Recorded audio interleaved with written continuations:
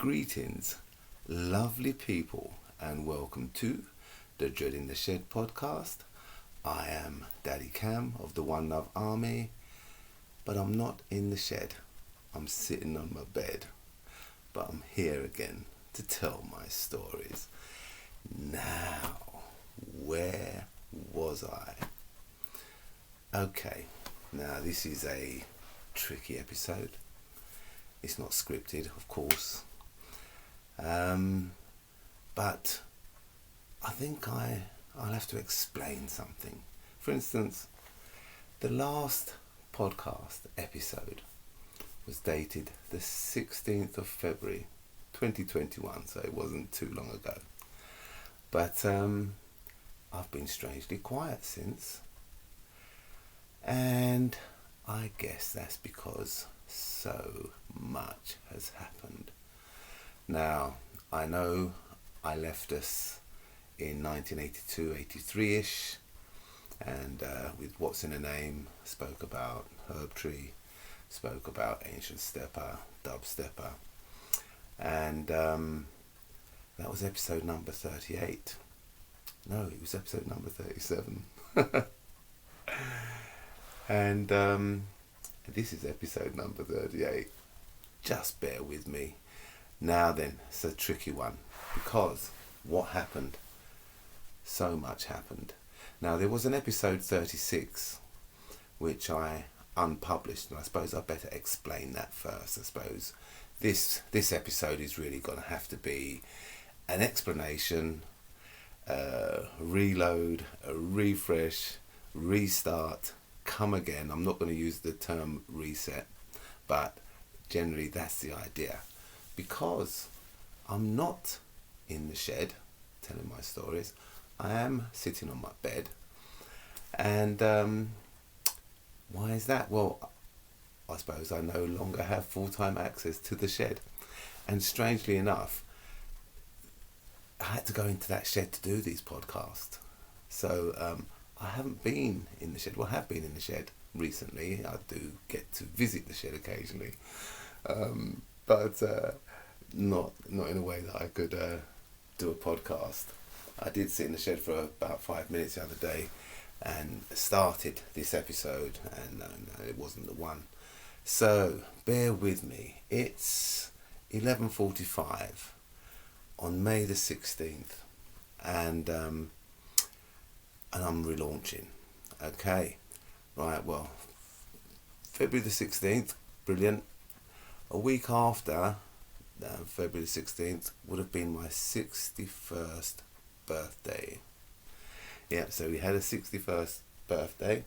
Lovely. And no podcast. Now, I think in episode 36, which I unpublished, I spoke about my sister Starlet. And I think it was called a bit about my sister Starlet and a bit of 1982. Now, in that episode, I mentioned that my sister Starlet had been placed on end-of-life care due to having suffered a bout of pneumonia just after Christmas, and spending a few days in Southend Hospital, coming home and then being stricken with COVID-19 and readmitted to hospital, where she was at that time and battling for her life. Now, I have told a few, some of you may know, but my sister Starla passed on the 1st of March. So 2 weeks after that last episode, Starlet passed, and I know she's fine and she's flying high. It's a bit of a shock to everyone. I think we really thought she'd pull through, but the fact that she got so ill so quickly had been a shock anyway. And so life, will never be the same again.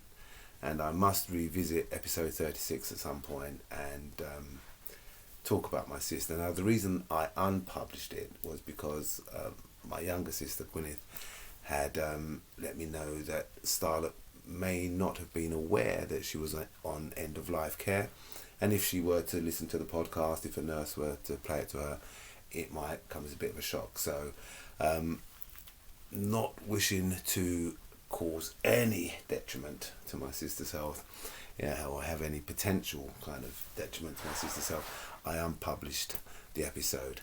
I did edit it, reposted it, but it came up unedited, so I took it down again, tried some more editing, and in the end I just scrapped it, and it's gone now forever. And I did episode 37. Anyway, this is episode 38 after 3 months, and I hope you're going to bear with me. So, Starlet passed, and I must talk about Starlet at some point, maybe not this episode.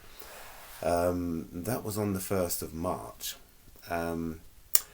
And then on the 10th of March, 9 days later, I had a hospital trip, and up at the Royal Marsden. And you all know the reason why I'm doing these podcasts is like to tell my story, having been diagnosed with metastatic castrate-resistant prostate cancer. So it was prostate cancer originally 2 years ago. But then a year ago, just over a year ago, I was told it had metastasized and was given that prognosis of 3 to 5 years to live. So I decided to do these podcasts and, tell my stories. Anyway, I'm supposed to be back in 1982, but you're going to have to bear with me. We're in 2021 and it has been quite a turbulent few months. So there I was, 10th of March now, 9 days after my sister passed, and I was up at the hospital and was put up for some clinical trials. Marvellous. It was a very, very positive experience. And I came home that evening, and my life was changed forever. My partner at the time had got into her mind that something had gone on between me and someone at the staff, or there'd been some attraction or something, which was totally unfounded.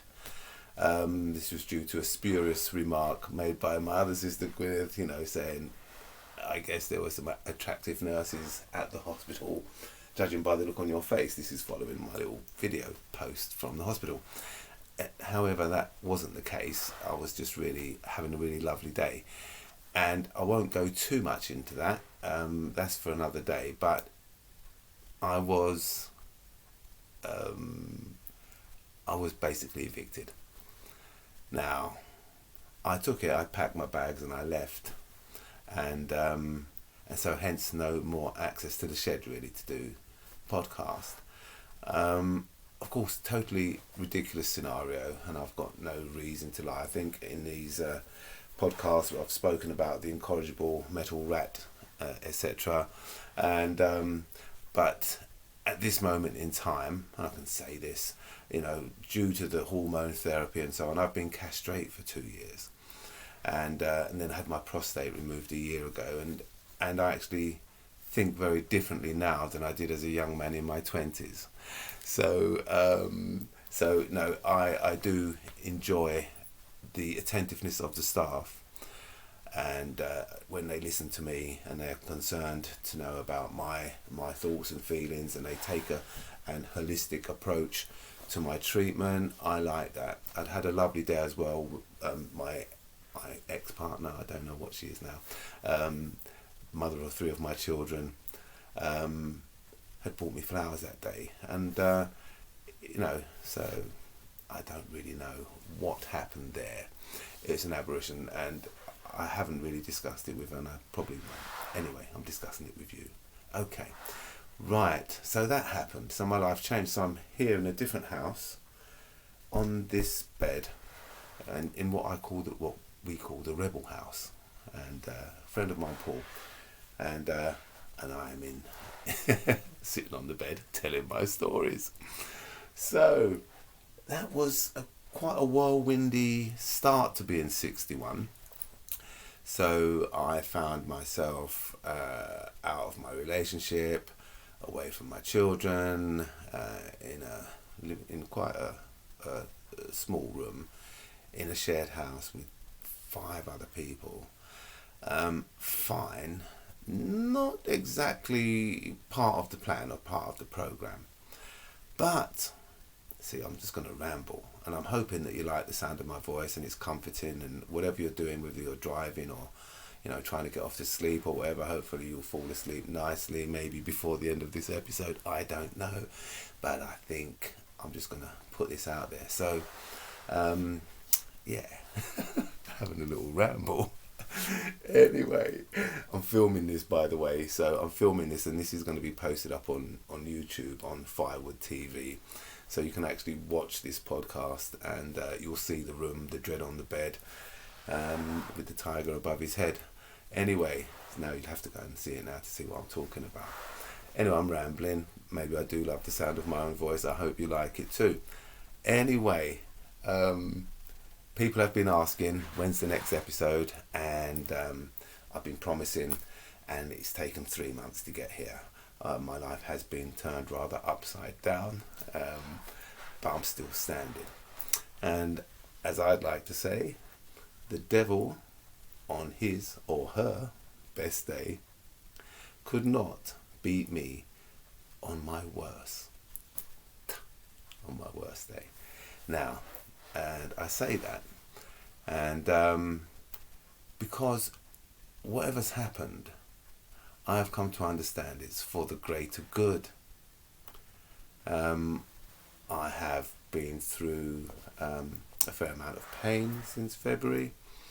I had some radiotherapy in March, which helped a bit.